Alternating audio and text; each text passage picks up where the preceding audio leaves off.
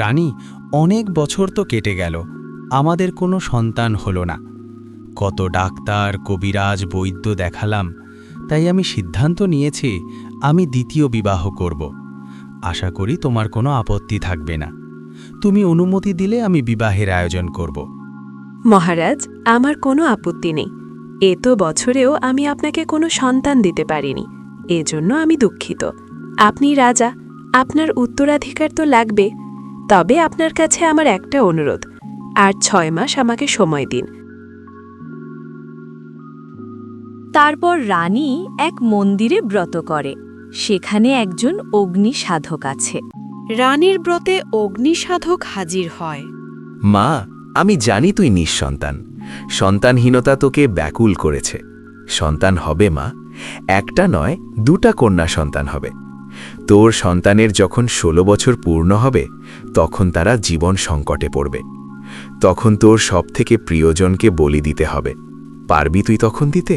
পারবো বাবা, আমি যে কোনো কিছুর বিনিময়ে সন্তানহীনতা থেকে মুক্তি চাই। সন্তান ছাড়া আমার নারী জীবন বৃথা। আমি শুধু সন্তান চাই। কিছুদিনের মধ্যে তোর কোল আলো করে আসবে কন্যা সন্তান। তবে বলিদানের কথা ভুলে যাস না। এই কথা বলে অগ্নিসাধক সেখান থেকে চলে গেল।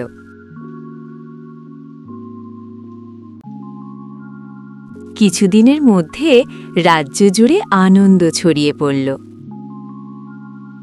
রানী, আমি অনেক খুশি। বলো, তুমি কি চাও আমার কাছে? তুমি আমাকে এত বড় সুসংবাদ দিলে। আজ থেকে আমার অর্ধেক রাজ্য তোমাকে উপহার দিলাম।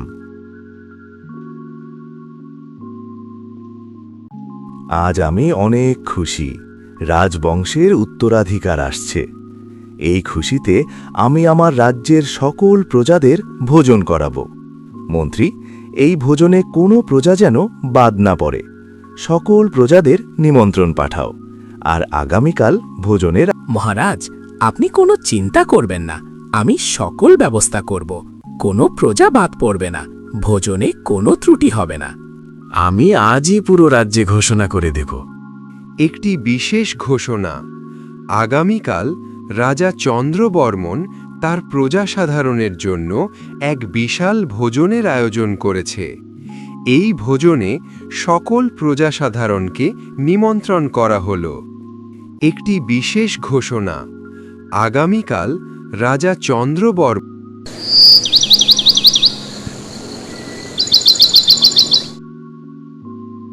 পরের দিন রাজ্যের সকল প্রজাসাধারণ ভোজনে অংশ নেয়। রাজবংশের উত্তরাধিকার আসার সংবাদে রাজ্যের সকল প্রজাদের মনে যেন এক আনন্দের আভাস ফুটে ওঠে। রাজ্যের আকাশে বাতাসে যেন আনন্দের হাওয়া বইছে।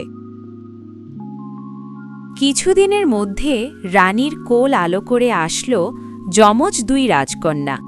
তারা দেখতে একই রকম হয়। রাজা তার 2 রাজকন্যার মধ্যে বড় মেয়ের নাম রাখেন ইরা, আর ছোট মেয়ের নাম রাখেন মীরা।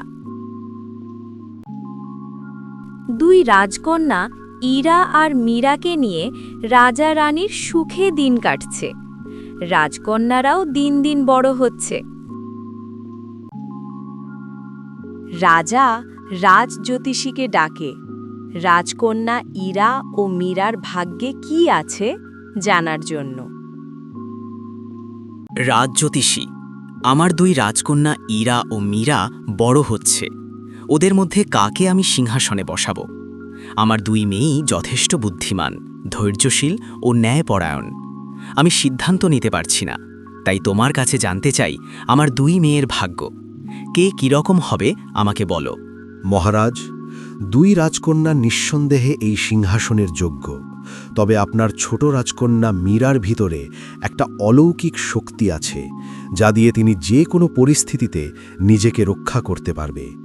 তবে মহারাজ, 2 রাজকন্যার ভাগ্যের সমাপ্তি খুব শিগগিরই হবে। মহারাজ, আপনাকে এত বিচলিত মনে হচ্ছে কেন? আমাকে বলতে পারেন? রানী, আজ রাজজ্যোতিষীকে ডেকেছিলাম আমাদের 2 রাজকন্যা ইরা ও মীরার ভাগ্য জানার জন্য। রাজজ্যোতিষী বলল আমার 2 রাজকন্যার ভাগ্য খুব শীঘ্রই সমাপ্তি হবে। এই কথা শুনে আমি খুবই বিচলিত। মহারাজ, আমি আপনার কাছে একটি কথা গোপন রেখেছিলাম। রাজকন্যাদের জন্মের আগে অগ্নিসাধক বলেছিলেন, রাজকন্যারা 16 বছর পূর্ণ হলে জীবন সংকটে পড়বে। তখন আমাকে আমার প্রিয় মানুষকে বলি দিতে হবে। আমি তখন রাজি হয়েছিলাম। রাজকন্যা ইরা ও মীরা দেখতে দেখতে বড় হয়ে যায়। রাজকন্যা ইরা ও মীরা দেখতে যেমন সুন্দর, তেমনি বিনয়ী ব্যবহার, বাবার মতো দয়ালু ও প্রজাবৎসল।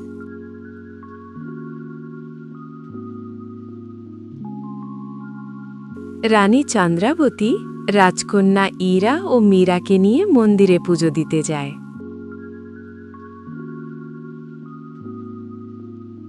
রানীমা রাজকন্যাদের খুব সাবধানে রাখবেন। ওদের জীবন সংকট আছে সামনে। এই সংকট এড়ানো খুবই কঠিন, যদিও এটা তাদের ভাগ্য লিখন। অনেক সময় সতর্কতা অনেক বিপদ থেকে রক্ষা করে।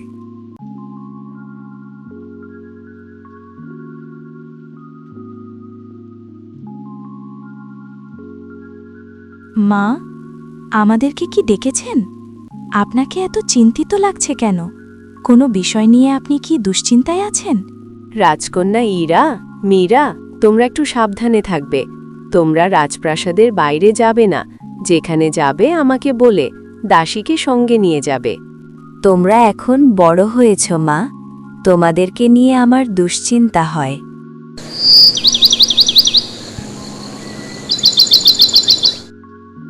চন্দ্রাবতী আবার অগ্নিসাধকের কাছে গেলেন। মা, আমি জানতাম তুই আসবি। তোকে আমি আগেই বলেছিলাম রাজকন্যাদের জীবন সংকটের কথা। তখন তুই রাজি হয়েছিলি। তখন তুই বর্তমান নিয়ে ভেবেছিস, ভবিষ্যৎ ভাবিসনি।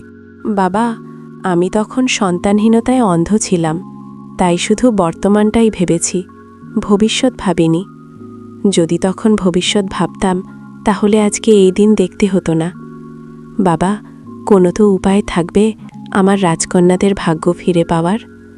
বাবা, একটা উপায় বলেন, আমি আমার মেয়েদের ভাগ্য মেনে নিতে পারবো না। শোন মা, একটা উপায় আছে। সেটা খুব কঠিন কাজ। একজনই পারবে তোর মেয়েদের ভাগ্য দিতে। তিনি হচ্ছেন ভাগ্যরাজ। আর ভাগ্যরাজের কাছে পৌঁছাতে পারবে শুধু তোর ছোট মেয়ে মীরা। মীরার ভিতরে একটা অলৌকিক শক্তি আছে, তবে এটা খুব কঠিন। ভাগ্যরাজ্যে পৌঁছানোর আগে অনেক বিপদ আছে। যদি সে বিপদগুলো কাটিয়ে ভাগ্যরাজের কাছে পৌঁছাতে পারে তবেই সম্ভব। আর যদি না পৌঁছাতে পারে তাহলে তোর ছোট মেয়ে আর কখনোই ফিরবে না। তবু তোকে মীরাকে ভাগ্যরাজ্যের উদ্দেশ্য পাঠাতে হবে। রানী চন্দ্রাবতী অগ্নিসাধকের কথাগুলো রাজকন্যা ইরা ও মীরাকে বললেন। রাজকন্যা ইরা, মীরা, আমি তোমাদেরকে কিছু কথা বলতে চাই।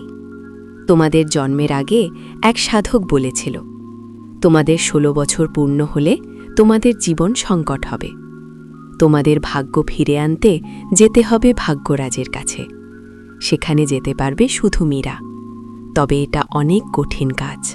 মা, আমি যাব সেই ভাগ্যরাজের কাছে। যত কঠিন হোক, আমি পারবো আমাদের ভাগ্য ফিরে আনতে। তুমি বলো কবে যেতে হবে আমাকে?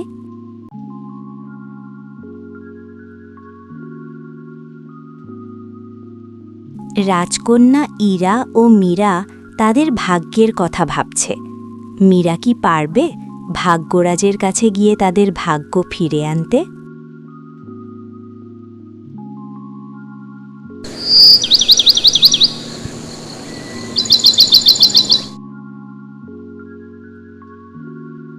রাজকন্যা মীরা রওনা হলেন ভাগ্যরাজ্যের উদ্দেশ্যে। রাজা রানী নিরুপায় হয়ে রাজকন্যাকে বিদায় দিলেন। রাজকন্যা মীরা হাঁটতে হাঁটতে জঙ্গলের মাঝখানে চলে আসলো। মীরার মনে হচ্ছিল পিছনে কিসের যেন শব্দ হলো। হাঁটতে হাঁটতে ক্লান্ত হয়ে পড়েছি। গাছটির নিচে বসে একটু বিশ্রাম নিই, তারপর উঠে আবার হাঁটব। তারপর রাজকন্যা মীরা বিশ্রাম নিচ্ছিল। হঠাৎই তার সামনে একটি হিংস্র বাঘ হাসে।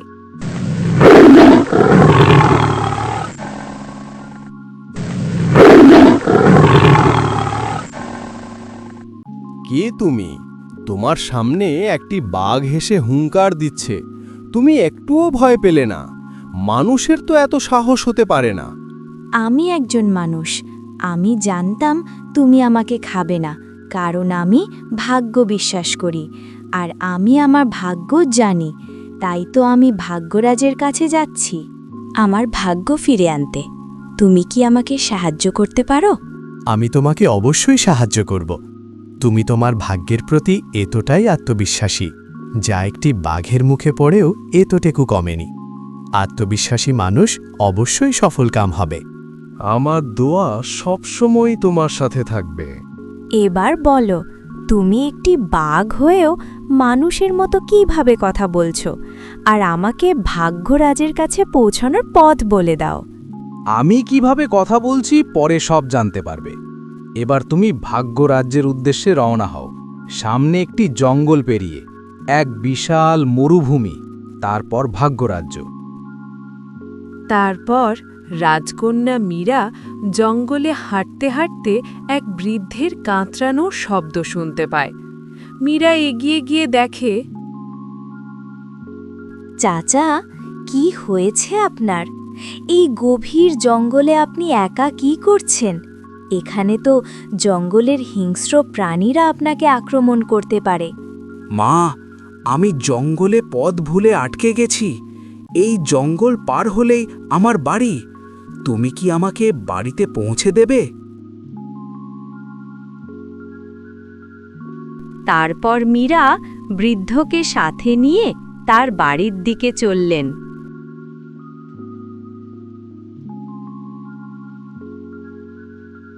চাচা, এই বাড়িতে আপনি একা থাকেন?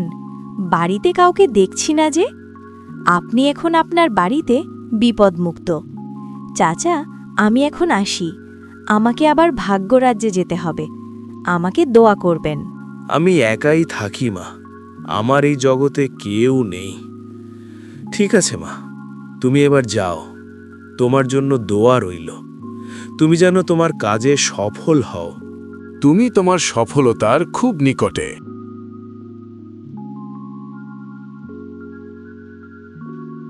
তারপর রাজকন্যা মীরা সেখান থেকে চলে গেল। আবার হাঁটতে হাঁটতে এক বিশাল মরুভূমিতে পৌঁছালেন। সেখানে দেখতে পেলেন এক বৃদ্ধা বসে কাঁদছেন। রাজকন্যা মীরা বৃদ্ধার কাছে গেলেন। চাচি, কি হয়েছে আপনার? আর এই মরুভূমিতে বসে কাঁদছেন কেন? এই মরুভূমিতে তো কোনো মানুষ নেই, তাহলে আপনি? মা, আমি ভাগ্যরাজ্যে গিয়েছিলাম, ভাগ্যরাজার কাছে। তিনি আমার ভাগ্য ফিরিয়ে দেন নাই, তাই আর বাড়িতে যাই নাই। বাকি দিন কয়টা এখানেই থাকব। তাহলে তো আপনি ভাগ্যরাজ্য চেনেন। আমিও যাব ভাগ্যরাজার কাছে। আমাকে নিয়ে চলুন ভাগ্যরাজার কাছে। আপনার ভাগ্য আমি ফিরিয়ে আনবই।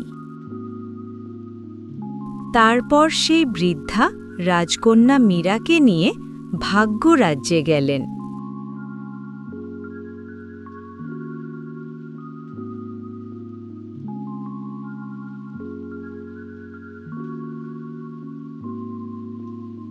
মা, এই হচ্ছে ভাগ্যরাজার প্রাসাদ।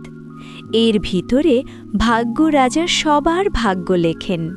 চলো ভিতরে যাই, দেখি ভাগ্যরাজ তোমাকে কি বলে। আমি জানতাম রাজকন্যা তুমি আসবে। আমি তোমার অপেক্ষায় আছি। বলো, তোমার জন্য কি করতে পারি? আপনি তো সবকিছু জানেন। আমি কেন এসেছি আপনার কাছে? আপনি দয়া করে আমাদের ভাগ্য ফিরিয়ে দিন। আপনার কাছে আমরা চিরকৃতজ্ঞ থাকব। আপনি ভাগ্যদাতা, আপনি চাইলে সব পারেন। রাজকন্যা, আমি তোমাকে 2 জনের ভাগ্য ফিরিয়ে দেব। এই বুড়িমার ভাগ্য ফিরিয়ে দিতে পারবো না। তুমি সিদ্ধান্ত নাও, কি করবে?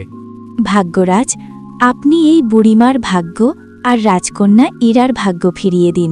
আমার ভাগ্য চাই না। রাজকন্যা মীরা, তোমার পরীক্ষায় তুমি পাশ করেছ, তাই আমি তোমাদের ভাগ্য ফিরিয়ে দিলাম। জঙ্গলে ওই বৃদ্ধ আমি ছিলাম, ওই হিংস্র বাঘ আমি ছিলাম, আর বৃদ্ধাও আমার সাজানো। সবকিছু তোমাকে পরীক্ষা করার জন্য ছিল। ধন্যবাদ ভাগ্যরাজ, আপনার এই দান আমাদেরকে নতুন জীবন দিল। তারপর রাজকন্যা মীরা নতুন ভাগ্য নিয়ে রাজ্যে ফিরে আসলো। রাজ্য জুড়ে আবার আনন্দ ছড়িয়ে পড়ল।